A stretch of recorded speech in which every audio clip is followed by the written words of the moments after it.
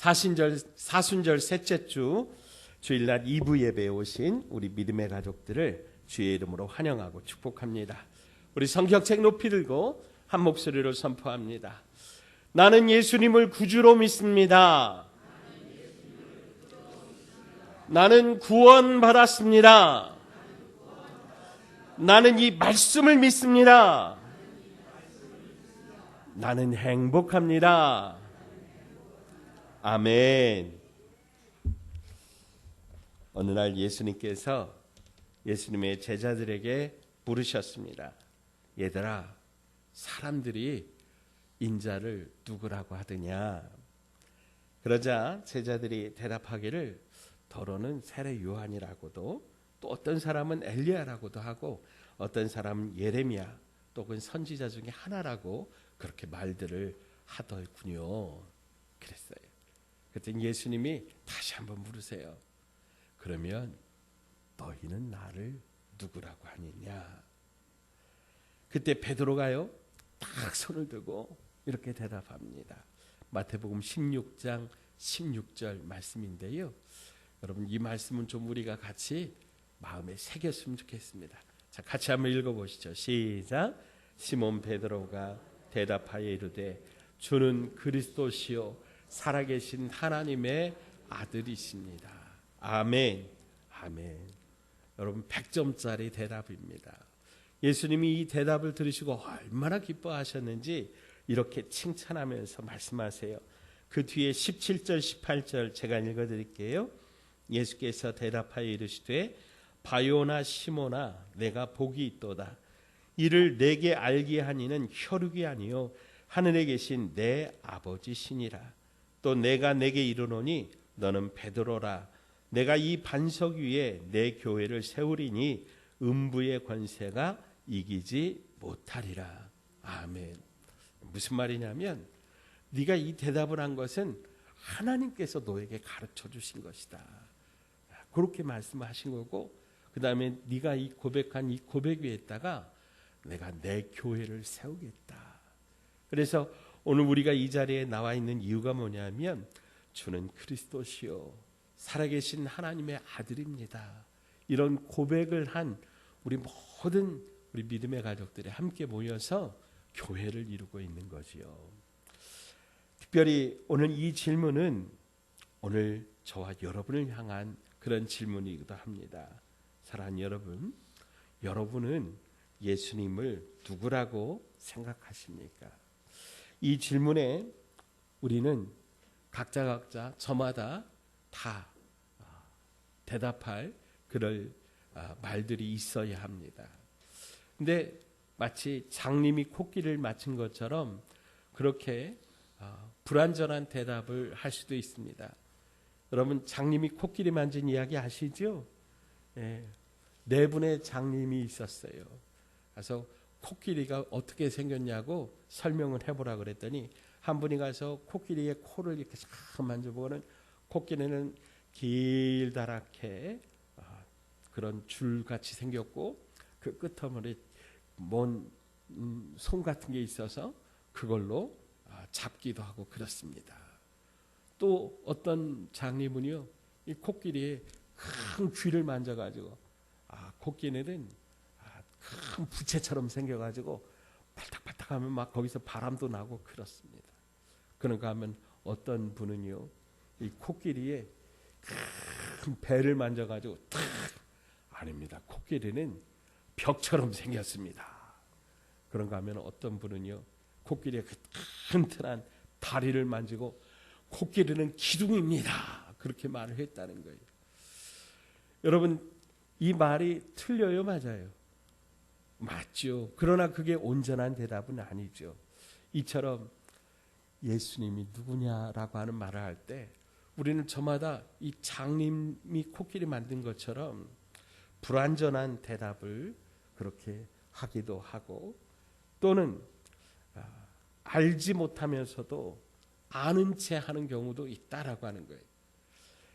그러면 어떻게 됩니까? 소경을 인도하는 것처럼, 그럼 소경이 소경의 손을 잡고 가면 어떻게 돼요? 어디로 갈지 모르는 거죠. 자빠질 수밖에 없는 거죠. 사순절을 맞이해서 오늘 나를 위해 고난당하신 예수님, 나 때문에 십자가 지신 예수님이 과연 나에게 어떤 의미가 있는지 다시 한번 발견하고 믿음으로 고백하는 그런 은혜의 시간 되기를 주의 이름으로 축복합니다. 자, 첫째로 예수님은 나의 왕이시라고 하는 거예요. 자, 따라서 합시다. 예수님은 나의 왕이십니다. 아멘. 오늘 우리가 함께 읽은 이 본문의 내용은요, 예수님께서 승천하신 후에 초대교회에 성령 충만의 역사가 나타난 다음에 엄청난 부흥의 역사가 일어나기 시작했어요. 수많은 사람들이 예수님을 구주로 고백하고 예수님을 믿는 그런 일들이 일어났습니다.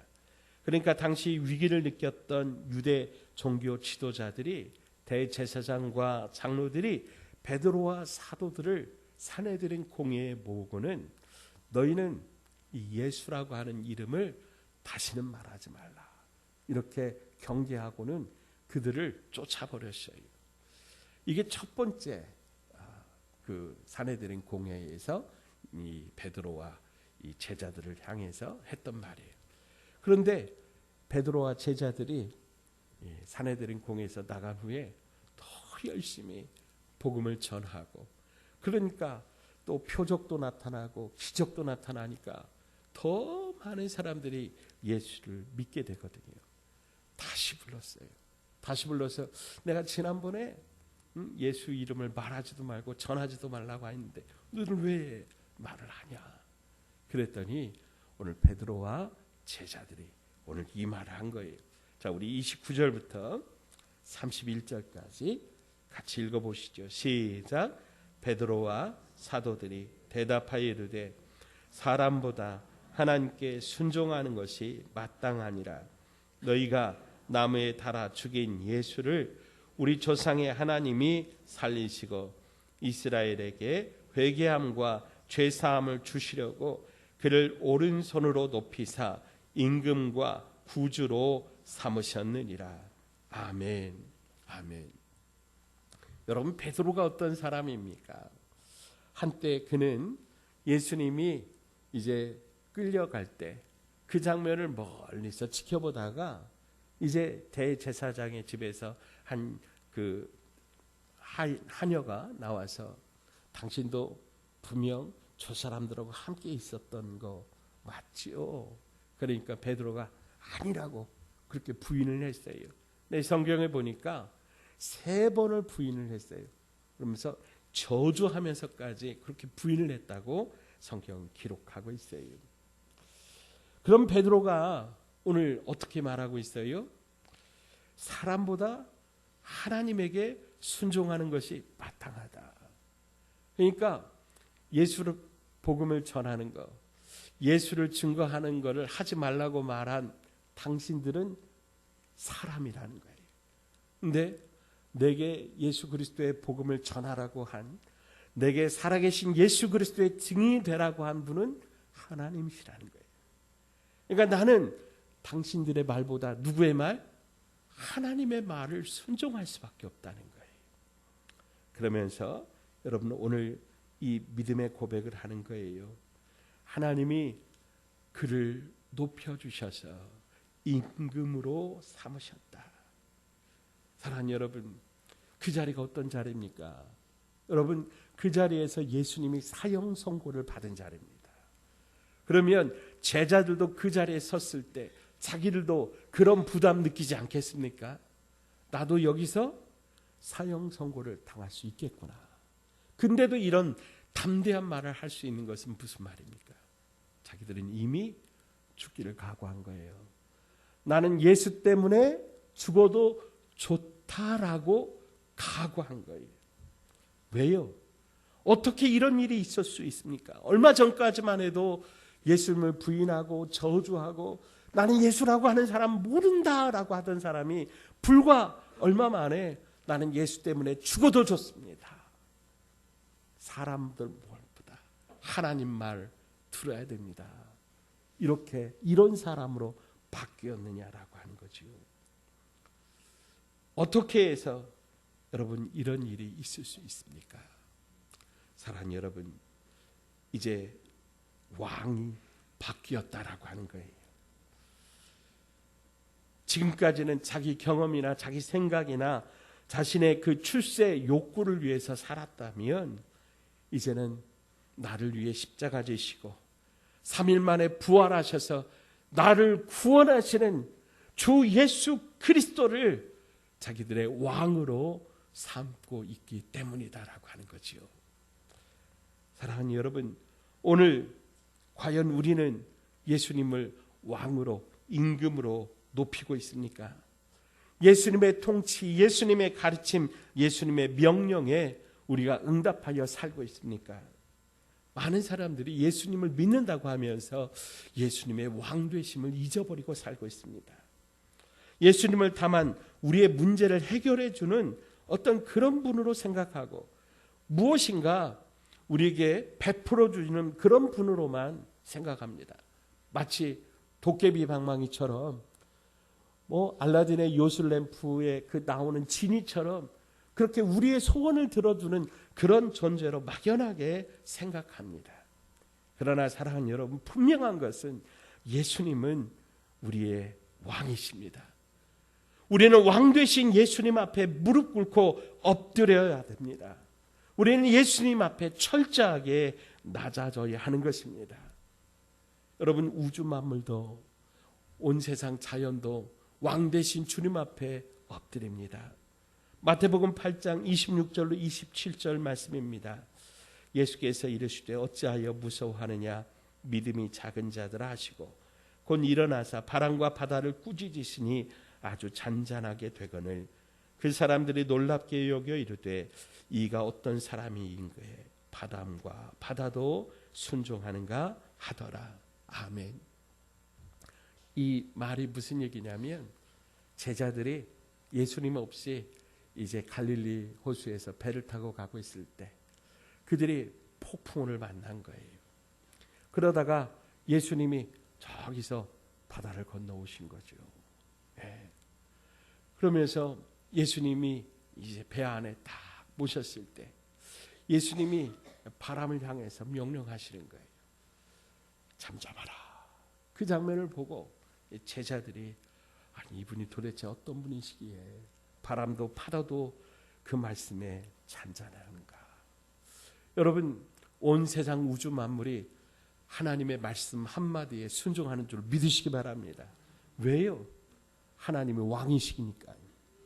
온 세상 우주 만물이 예수님의 말씀에 순종하는 거예요. 왜요? 예수님이 왕이시기 때문에. 심지어는 죽음도 예수님에게 순종하는 거예요. 그래서 우리가 지난주에 말씀을 나눴던 것처럼 나사로야 나오라 그러면 나오는 거예요. 죽음에서 나오게 되는 거예요. 여러분 믿으시기 바랍니다. 또한 하늘의 천군 천사도 예수님 앞에 엎드립니다. 베드로전서 3장 22절에 보면 그는 하늘에 오르사 하나님 우편에 계시니 천사들과 권세들과 능력들이 그에게 복종하느니라. 아멘. 그러므로 우리 모두도 예수님 앞에 엎드려 예수님의 왕되심을 인정해야 하는 것입니다. 그것은 예수님의 통치를 받는 것입니다. 우리의 모든 삶의 영역이 예수님의 다스림의 영역이 되는 것입니다. 그러나 여러분 너무 염려하지 마십시오.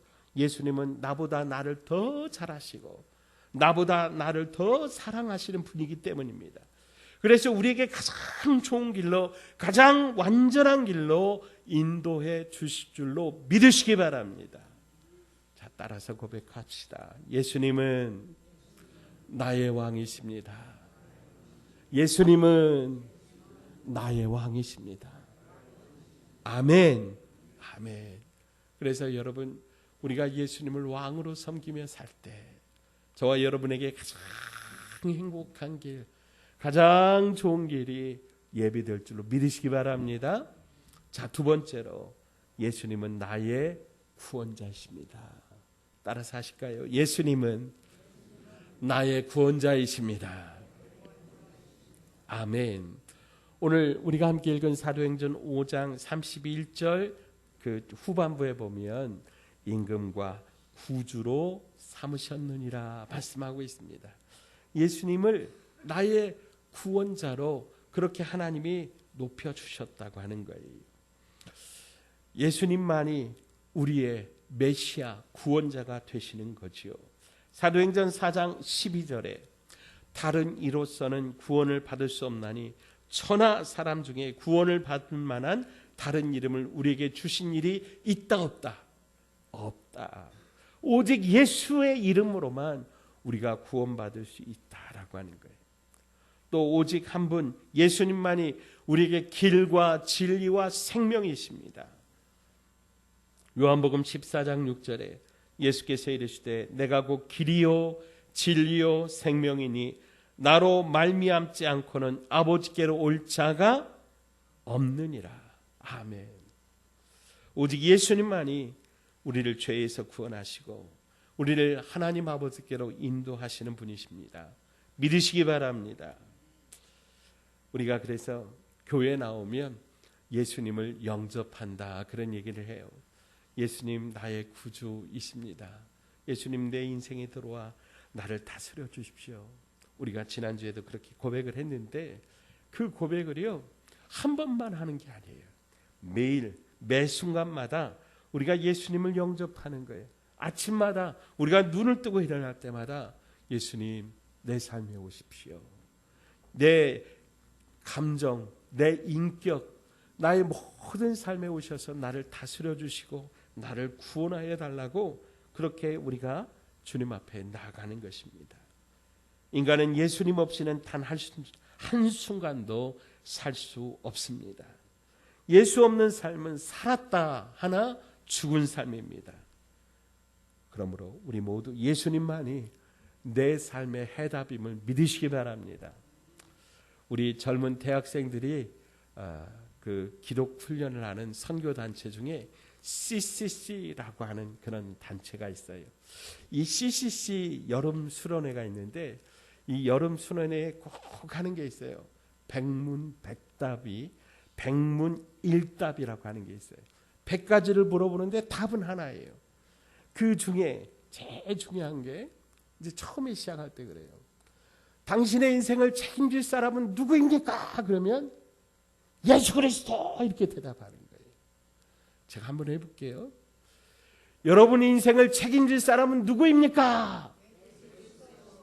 그냥 시시하게 이게 아니라 손을 힘차게 예수 그리스도 이렇게 하는 거예요. 자, 여러분을 구원할 분은 누구십니까? 예수 그리스도. 아멘. 이렇게 하고 100가지를 묻는 거예요. 우리 인생의 모든 해답은 누구입니까? 예수 그리스도. 예, 여러분 그렇습니다. 우리 인생에 우리를 구원하실 분 오직 단 한 분밖에 없습니다. 누구시라고요? 예수 그리스도. 내 삶의 해답은 누구시라고요? 예수 그리스도십니다. 우리 예수 그리스도를 믿는 이 믿음으로 저와 여러분의 삶이 풍성하시기를 주의 이름으로 축원드립니다. 지난주에 누가 책을 한 권 목양실에다가 꼽아놓고 갔어요. 제가 책 제목을 보니까 한국 교회는 회개하고 재림 예수를 영접하라 이런 책이에요. 여기 위에 있는 재림 예수교 그 태극기 있는 데 있죠. 거기서 어떤 사람이 와서 또 주변 교회에다가 이런 책을 넣어놓고 간 거예요. 여러분 속지 마십시오. 저기는요 구인회라고 하는 사람이 교주인데요. 이 사람은 이미 1976년에 죽었어요. 이 양반이 1941년 5월 9일생으로 충청도에서 태어나신 분인데 신앙촌 아시죠? 예, 어렸을 때 저기 경기도 소사 거기 있는 신앙촌에서 고등학교까지 나왔어요. 지금은 이제 천부교라고 바뀌었는데 거기서 신앙생활 하다가 27살에 요즘 문제를 일으키고 있는 신천지의 모태가 되고 있는 그 증거 장막 성전이라고 하는데 여기도 이단이거든요. 거기 가서 또 신앙생활을 하다가 3년 지내고 30살 되던 해에 이제 자기가 드디어 스스로 내가 예수다 이러고 나온 거예요. 그래가지고 1973년에 이 양반이 한국에 이제 재림 예수의 어떤 그런 그 천국이 임한다라고 하면서 이제 종말론 사상을 펼치면서 천국 들어가는 표를 팔았는데 플라스틱으로 이렇게 동전만하게 만들어 가지고 이것을 그때 당시 하나에 5만 원씩 10만 원씩 팔았대요. 여러분 그때 당시 1970년에 5만 원 10만 원이면 굉장히 큰 거예요. 그래서 그 돈으로 자기는 무선 전화기에 달린 외제 승용차를 타고 다니면서 고급 술집을 다니면서 또 이 여자 저 여자 건드리고 이렇게 하다가 결국 사기죄로 수감되어서 1976년에 옥중에서 죽었어요. 제가 이 구인회라고 하는 사람을 검색을 해봤더니 우리 그 인터넷에 이렇게 써 있어요. 구인회 1941년 6월 3일생 대한민국 종교 창시자 사이비 교주 자칭 재림 예수 그리고 죽었고 허언증 말기 환자 이를 따르는 사람들도 정신병자 집단이며 답이 없다. 여러분 그렇습니다. 이단은 답이 없어요. 그런데도 아직도 수많은 사람들이 이런 사람들을 믿고 따르고 있으니 얼마나 안타깝습니까? 통일교회 문선명 한학자 신천지의 이만희를 구원자라고 부르고 있으니 참으로 딱하다라고 하는 거죠. 사랑하는 여러분, 다시 한번 말씀드립니다. 오직 예수님만이 우리의 구원자십니다. 오직 예수님만이 우리 인생을 책임져 줄 수 있습니다. 아멘. 자, 따라서 합시다. 예수님만이 나의 구원자십니다. 아멘, 아멘. 여러분 아무리 대단한 학자, 교수가 와서 여러분에게 예수님 말고 다른 거 믿어야 된다. 그러면 여러분 그거 다 가짜. 그거 다 거짓말이에요. 여러분 예수 외에는 복음이 없습니다. 예수 외에는 구원자가 없습니다. 예수님만 우리를 하나님께로 인도하십니다. 믿으시기 바랍니다. 자, 세 번째로 예수님은 나의 대제사장이십니다. 히브리서 4장 14절에 그러므로 우리에게 큰 대제사장이 계시니 승천하시니 곧 하나님의 아들 예수시라. 우리가 믿는 도리를 굳게 잡을지어다 말씀하셨습니다. 예수님은 아무런 흠도 없고 죄도 없으신 분입니다. 예수님은 그런 예수님이 하나님 앞에 희생제물이 되셔서 우리를 하나님 앞으로 인도하여 주셨습니다. 그래서 우리가 그 피를 힘입으면 누구든지 하나님 앞에 나아가 하나님을 아바 아버지라 부르게 되는 겁니다. 이 일이 어떻게 해서 우리에게 보여졌습니까? 예수님이 십자가에 달려 죽으실 때 이 성전을 가로막던 휘장이 위로부터 아래까지 쫙 찢어졌습니다. 그래서 히브리서 10장 19절로 20절에 이렇게 말씀합니다. 그러므로 형제들아 우리가 예수의 피를 힘입어 성소에 들어갈 담력을 얻었나니 그 길은 우리를 위하여 휘장 가운데로 열어놓으신 새로운 살 길이요 휘장은 곧 그의 육체니라. 아멘. 대제사장 되신 우리 주 예수님께서 단번에 우리를 위한 화목제물이 되셔서 하나님과 우리를 화목하게 하셔서 우리를 하나님의 자녀로 하나님의 아들로 우리를 불러주셔서 우리가 예수님의 피로 하나님 앞에 나아가 하나님을 아바 아버지라 부르게 된 줄로 믿으시기 바랍니다. 또한 우리 예수님은 우리를 왕같은 제사장으로 그렇게 불러주셨습니다. 베드로전서 2장 9절입니다. 그러나 너희는 택하신 족속이요 왕같은 제사장들이요 거룩한 나라요 그의 소유가 된 백성이니 이는 너희를 어두운 데서 불러내어 그의 기이한 빛에 들어가게 하신 이의 아름다운 덕을 선포하게 하려 하심이라. 아멘.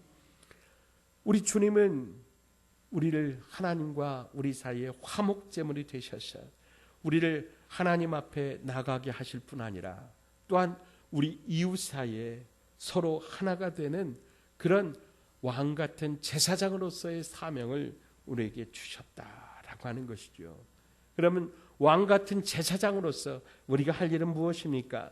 고린도후서 5장 18절 같이 한번 읽어보시죠. 시작. 모든 것이 하나님께로서 났으며 그가 그리스도로 말미암아 우리를 자기와 화목하게 하시고 또 우리에게 화목하게 하는 직분을 주셨으니.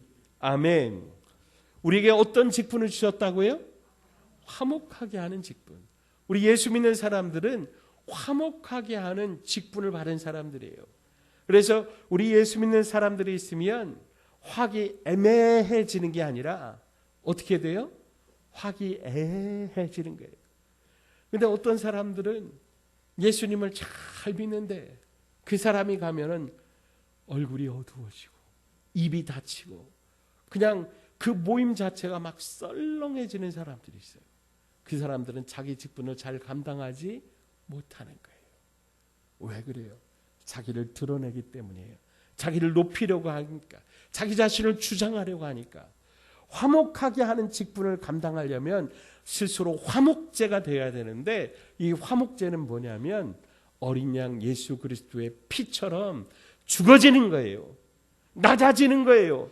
나는 죽고 너는 살아라 라는 거예요. 나는 죽고 오직 예수로 살려주는 거예요. 1892년에 조선에 복음을 전하고자 들어온 젊은 선교사 부부가 있었어요. 20대 중반에 프레데릭 밀러와 안나 밀러라고 하는 부부 선교사님이세요. 아이가 없었던 부부에게 하나님은 조선 땅을 밟은 지 6년 만에 첫 아들 선물로 주셨어요. 그런데 쉽지 않은 선교 사역 가운데 이 아이를 얻은 게 얼마나 큰 기쁨이겠어요. 그 자녀를 보면서 너무 기뻐하고 행복했는데 이 아이가 첫돌을 맞기 전에 태어난 지 8개월 만에 그만 풍토병으로 하늘나라로 갔습니다. 부부는 이 아이를 양화진 외국인 그 선교사님 그 무덤에 묻었어요. 그리고 3년 뒤에 1902년 3월 7일에 둘째 아이가 태어났어요. 근데 이 아이도 태어난 지 하루 만에 그만 또 하나님 품으로 보내야만 했습니다. 그래서 그런지 두 아이를 잃은 슬픔에 안나 밀러 선교사님도 1903년 38세를 일기로 그만 하나님의 품에 안기게 되었습니다. 이 모든 일을 옆에서 지켜보았던 조선 사람들이 밀러 선교사님들에게 묻는 거예요. 아니 선교사님, 당신이 전하는 예수님이 도대체 누구이기에 당신을 이렇게 힘들게 합니까? 당신은 두 아들도 잃고 아내도 잃으면서 어떻게 이런 일들을 감당합니까? 예수님은 누구인가? 라고 하는 이 질문이 밀러 선교사님의 가슴에 꽉 박혔어요. 처음에 밀러 선교사님이라고 안 힘들었겠어요? 아이 둘을 갖다 묻고 아내를 묻고 안 힘들었겠어요? 근데 이 질문이 밀러 선교사님의 그 마음 안에 자리 잡으면서 하나님 앞에 이 질문을 품고 기도한 거예요. 예수님이 도대체 누구인가? 나에게 있어서 예수님은 도대체 누구신가? 이 조선 사람들에게 예수님은 도대체 누구인가? 이 질문을 갖고 간절히 기도하면서 밀러 선교사님이 찬송의 그 시 가사를 적어요. 그 가사에 그 곡조를 붙인 것이 바로 우리가 오늘 함께 찬송한 찬송가 96장이에요. 도대체 예수가 누구입니까? 라고 하는 이 조선 사람들의 질문에 밀러 선교사님은 우는 자의 위로와 없는 자의 풍성이며 천한 자의 높음과 잡힌 자의 노임이고 예수님은 우리 기쁨이라고 그렇게 대답을 했어요. 두 자녀를 잃고 아내를 잃은 고난 속에 영원한 생명이신 예수님을 다시 한번 발견한 그런 믿음의 고백이죠. 예수님은 누구신가? 약한 자의 강함과 눈먼 자의 빛이시며 병든 자의 고침과 죽은 자의 부활이며 우리의 생명 되신다. 여러분, 이것은 고난의 깊은 터널을 통과한 밀러 선교사님의 눈물의 고백입니다. 예수님은 누구란 말이오? 이 조선 백성의 그 고백에, 그 질문에 밀러 선교사님이 답변한 것이 바로 이 찬송의 고백이 되었습니다.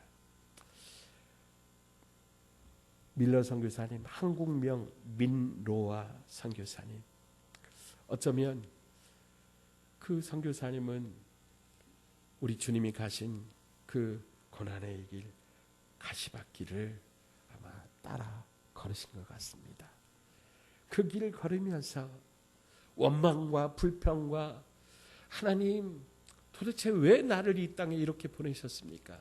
그런 탄식이 아니라 오늘 생명의 떡으로 오셔서 우리에게 참 빛이 되시고 생명길을 인도해 주시는 그 예수님에 대한 소망을 오늘 이 찬송의 고백에 담으신 거죠. 사랑하는 여러분, 사순절을 보내면서 다시 한번 오늘 우리 자신에게 정직하게 한번 물어봅시다. 예수님은 나에게 누구신가? 나는 예수님을 어떤 분으로 생각하고 있는가? 내 소원을 들어주시는, 나의 출세의 어떤 보증수표가 되는 그런 분으로 우리가 생각하고 있다면 여러분, 그는 반쯤은 맞고 반쯤은 틀린 얘기입니다. 물론 우리가 예수 믿으면 축복받고 우리가 잘 되는 그런 은혜를 얻지만 여러분, 그것은 정답이 아닙니다. 사랑하는 여러분, 예수님은 나의 왕이십니다. 예수님은 나의 구원자이십니다. 예수님은 나와 하나님 사이를 연결해 주시는, 나를 위하여 십자가 지신 대제사장이십니다. 오늘 이 성경의 고백, 오늘 이 믿음의 고백이 저와 여러분의 고백 되기를 원합니다. 그리고 또한 저와 여러분에게 개인적인 그런 믿음의 고백이 있기를 축복합니다. 우리 민노아 선교사님이 고백했던 그 예수님이 저와 여러분에게도 생명의 주인 되신 그 예수님으로 고백되어지기를 주의 이름으로 축원드립니다. 예수님은 나의 왕이십니다. 나를 다스려 주십시오. 예수님은 나의 구원자십니다. 나를 구원하여 주십시오. 예수님은 나의 대제사장이십니다. 지금도 하나님 보좌 우편에서 나를 위해 충보하시는 예수님, 사랑합니다. 감사합니다. 찬양합니다. 이제 우리도 예수님의 통치를 인정하며 구원받은 자로서 왕 같은 제사장으로 화목해 하는 자로 살게 하여 주시옵소서. 예수님 이름으로 간절히 기도합니다. 아멘.